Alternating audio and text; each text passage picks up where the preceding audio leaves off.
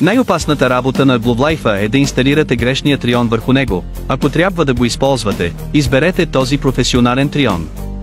Острието няма зъби, а частици от сплав.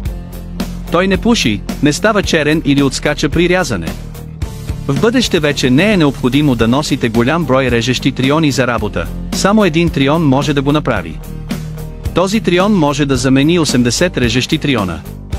Тя може да реже стоманени пръти, дървени блокове, ъглови ютии, плочки, стъкло и бетон. Един може да се използва за множество цели без замяна. Нарязаните плочки са гладки и чисти, а дори второто смилане се запазва. Не само, че няма прах в процеса на рязане, но няма искра. Диамантът и трионът се комбинират в едно и около него има множество отвори за разсейване на топлината. Работи с висока скорост без топлина и може да се използва за по-дълго време. Той има бърза ефективност на рязане и е добро нещо за реална работа.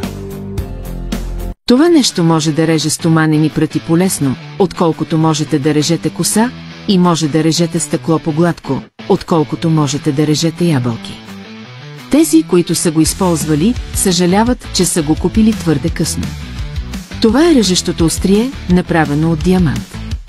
Много е твърда и остра. Тя може да реже мрамор, бетон, стъкло и всичко останало. Може да се използва и за шлайфане и полиране, а един може да замени 80 други триона.